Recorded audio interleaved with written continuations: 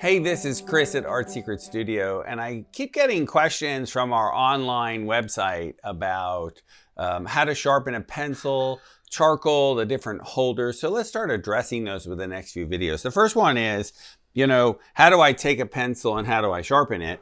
And I wouldn't do it on my table. I would do it over the trash can, especially if you had an art studio, because I'm sure your mom isn't behind you cleaning up. I use a single blade razor blade. And I'm just going to push it down. I'm going to push it in, and then as it gets close to the lead, I'm going to change the angle of the blade. So I'm just pushing it and just kind of going to nibble away and not try to do too much in the beginning. And I'm just rotating the pencil. And there is a huge advantage to this. So when I draw with a pencil with a very long point like this, I tend to be more freer with my drawing, and I call it more of a gestural drawing for the psychological mood or feeling of the painting. Okay, and that's quite a long point there. Now, I'm going to take it, and I'm going to just angle this and just kind of rotate as I'm scraping. I'm not pushing. I'm letting the blade do the work for me, and I'm just rotating the blade. So what I was saying earlier was the gestural drawing. So what happens is, with the gestural drawing, I'm freer, I'm more carefree, it just, more emotional mark. So when the drawing is about action and there's movement, then this tends to be the tool I use. So I don't use this tool all the time. It's probably only used a third of the time when I'm drawing.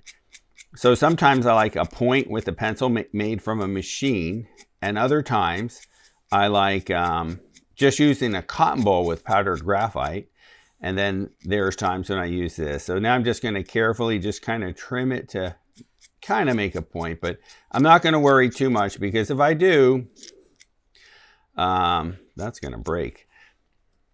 Oh well, we'll see what happens. So that's about it, and let me show you what it does now.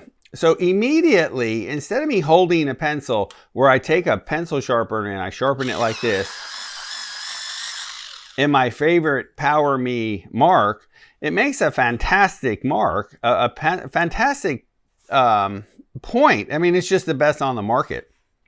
And the battery lasts forever. I can't remember how many years ago I put a battery in that. So what's the difference? So when I take it over here and I start working, and here I have Lucy, who is just full of energy. For me to go in here with a point, notice how my hand switched, and I went to hold it like this. And I'm going to very carefully just start to draw and measure and start to put it in. There's an attitude shift I have when I hold a pencil like this. It's typically a finishing touch, but when I hold a pencil like this, when I sharpen it this way, notice how my hand went this way. This is about not so much her face.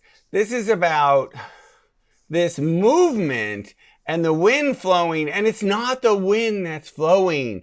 This is the Energizer Bunny. That's who this is. This child wakes up and she is moving. And it's just so much fun to see her just full of life and giggling.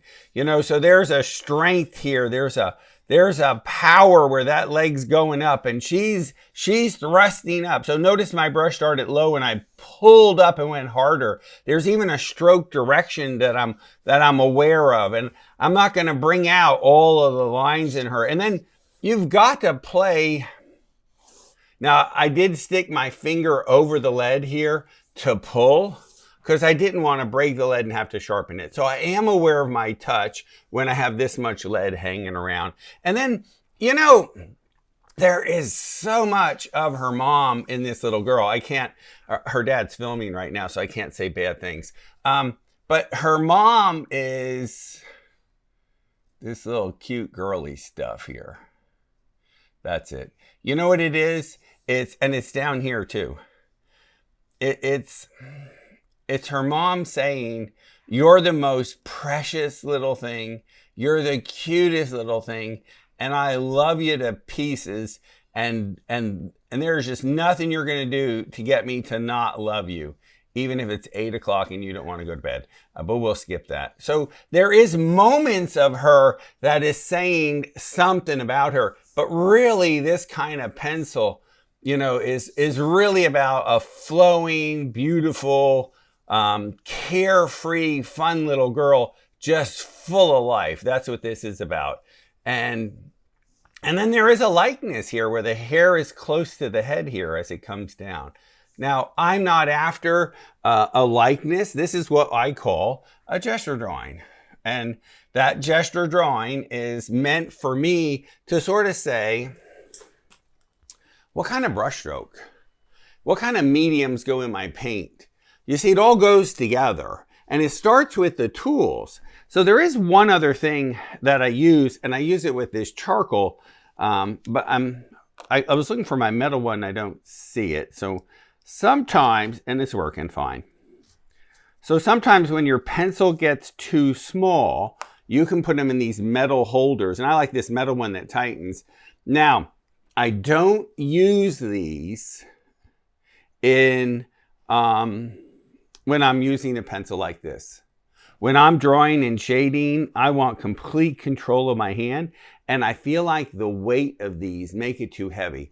So they lend themselves to be longer and more carefree. You know, there's the diagonal line says action. So her leg here going this way is a diagonal line. Her little bun here is a diagonal line going this way. The shadow is a diagonal line going like this.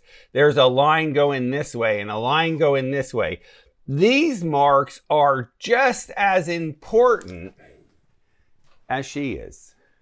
So this sort of gives me a longer kind of like, Bravo, Zorro with a brush, feel like I'm Soroya or something. Yeah, that's dreaming. So there is a difference with how I sharpen a pencil, and it's an attitude difference, and whether I use a holder or not. And the holders are all the same, but make sure it works in the store. Take it and put it in the store and make sure it grips it and tightens. If it doesn't tighten, it doesn't work.